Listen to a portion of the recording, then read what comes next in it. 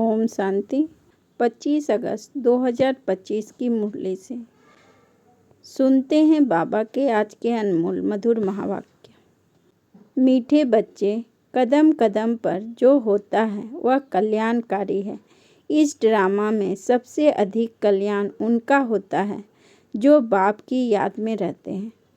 मीठे बच्चे, कदम कदम पर जो होता है वह कल्याणकारी है। इस ड्रामा में सबसे अधिक कल्याण उनका होता है जो बाप की याद में रहते हैं। प्रश्न: ड्रामा की किस नूद को जानने वाले बच्चे अपार खुशी में रह सकते हैं?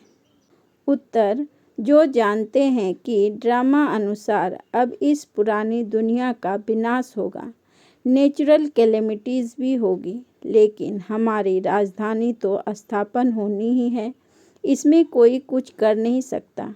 भल अवस्थाएं नीचे ऊपर होती रहेगी, कभी बहुत उमंग, कभी ठंडे ठार हो जाएंगे, इसमें मूझना नहीं है। सभी आत्माओं का बाप भगवान हमको पढ़ा रहे हैं, इस खुशी में रहना है। गीत: महफिल में जग उठी समा। ओम शांति। मीठे मीठे नंबरवार पुरुषार्थ अनुसार चैतन्य परवानों को बाप दादा याद प्यार दे रहे हैं।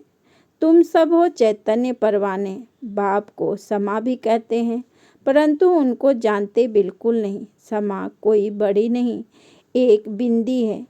किसकी भी बुद्धि में नहीं होगा कि हम आत्मा बिंदी हैं। हमारा आत्मा में सारा पाठ है। आत्मा और परमात्मा का नॉलेज और किसी की बुद्धि में नहीं है।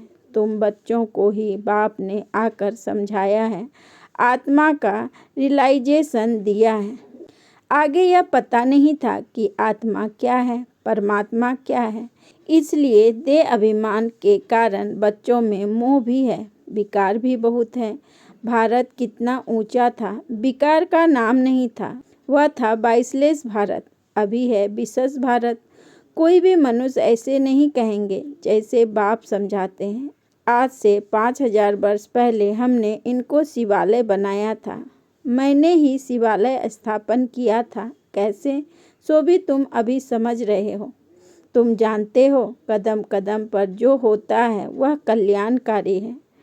एक एक दिन जास्ती कल्याणकारी उनका है जो बाप को अच्छी रीति याद कर अपना भी कल्याण करते रहते हैं। यह है ही कल्याणकारी पुरुषोत्तम बनाने का युग। बाप की कितनी महिमा है, तुम जानते हो। अभी सच्चा सच्चा भागवत चल रहा है। द्वापर में जब भक्ति मार्ग शुरू होता है तो पहले पहले तुम भी हीरो का लिंग बनाकर पूजा करते हो। अभी तुमको स्मृति आई है, हम जब पुजारी बने थे तब मंदिर बनाए थे, हीरे मानिक का बनाते थे। वह चित्र तो अभी मिल ना सके। यहाँ तो यह लोग चांदी आदि का बनाकर पूजा करते हैं। ऐसी पुजारियों का भी मान देखो कितना है। शिव की पूजा तो सब करते हैं, लेकिन अब यह बिचारी पूजा तो है नहीं। यह भी बच्चे जानते हैं। विनाश भी आने का है जरूर। तैयारियां तो हो रही है। नेचुरल कैलेमिटीज भी ड्रामा में नूद है। कोई कितना भी माथा मारे, तुम्हारी राजधानी तो स्थापन होनी ही है। कोई भी ताकत नहीं जो इसमें कुछ कर सके। बाकी अवस्थाएं तो नीचे ऊपर होती ही है। यह है बहुत बड़ी कमाई।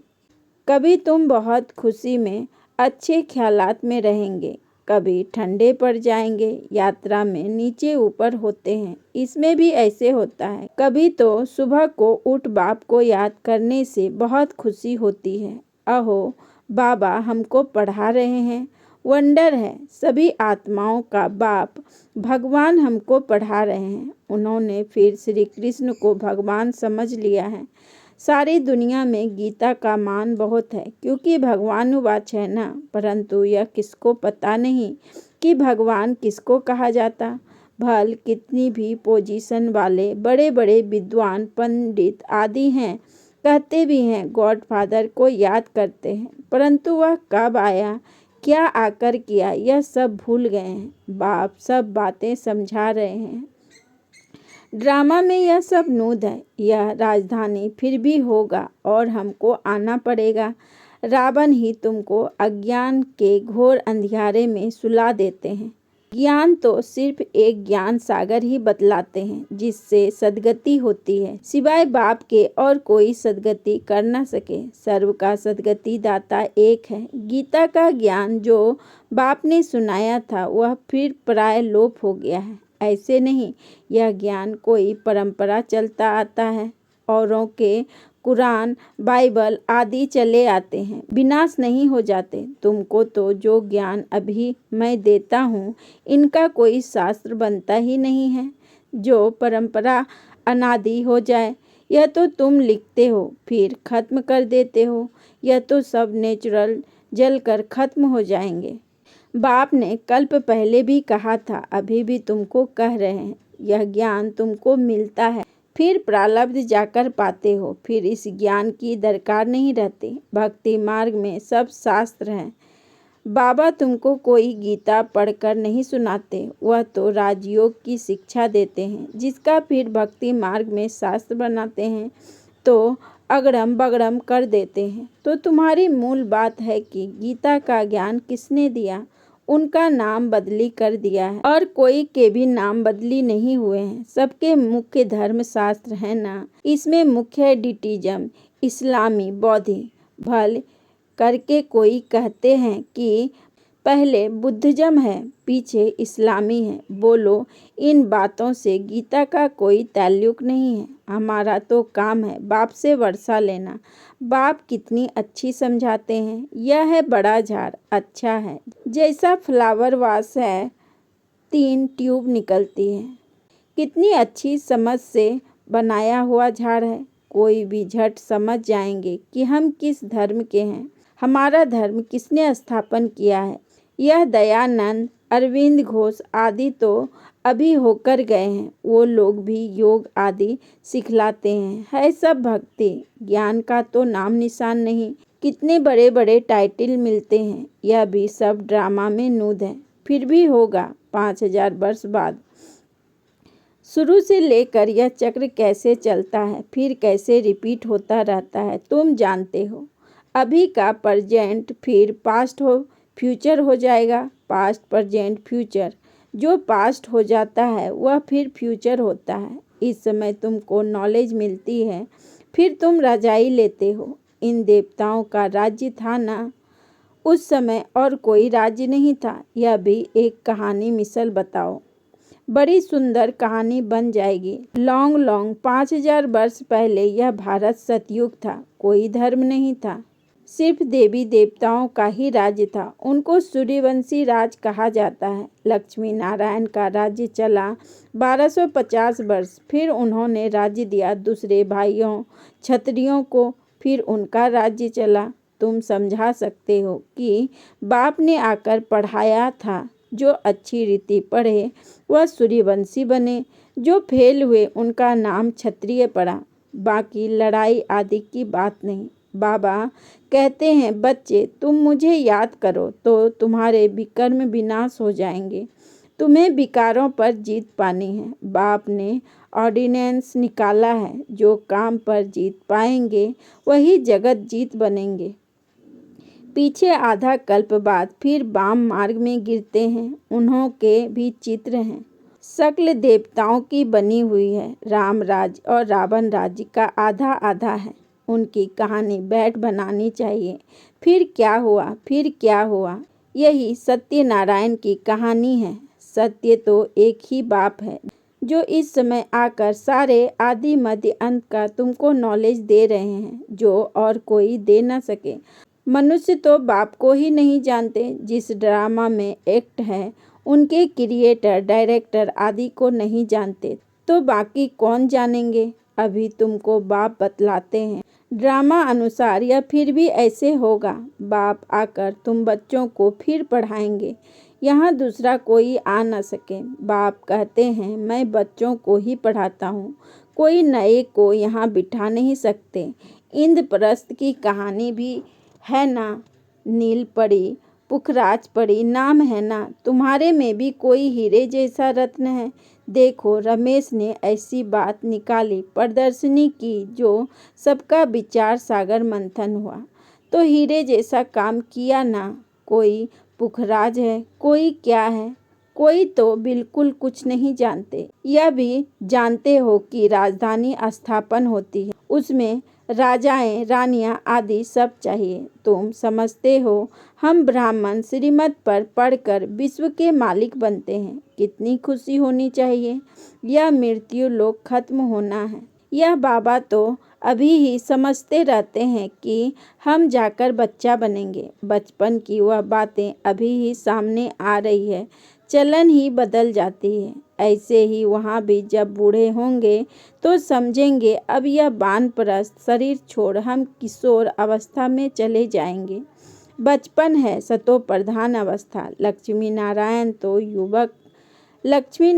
तो युवा है। शादी किए हुए को किशोर अवस्था थोड़े ही कहेंगे। युवा अवस्था को रजो, वृद्ध को तमो कहते हैं। इसलिए श्री कृष्ण पर लब जास्ती रहती है तो लक्ष्मी नारायण भी वही, परंतु मनुष्य यह बातें नहीं जानते। श्री कृष्ण को द्वापर में, लक्ष्मी नारायण को सतयुग में ले गए हैं। अभी तुम देवता बनने का पुरुषार्थ कर रहे हो। बाप कहते हैं कुमारियों को तो बहुत खड़ा होना चाहिए। कुमारी, कन्या, अधर कुमारी, देलवाड़ा आदि जो भी मंदिर है, यह तुम्हारे ही एक्यूरेट यादगार है। वह जड़, यह चैतन्य। तुम यहाँ चैतन्य में बैठे हो, भारत को स्वर्ग बना रहे हो। स्वर्ग तो यहाँ ही होगा। मूल वतन, सूक्ष्म वतन कहाँ है?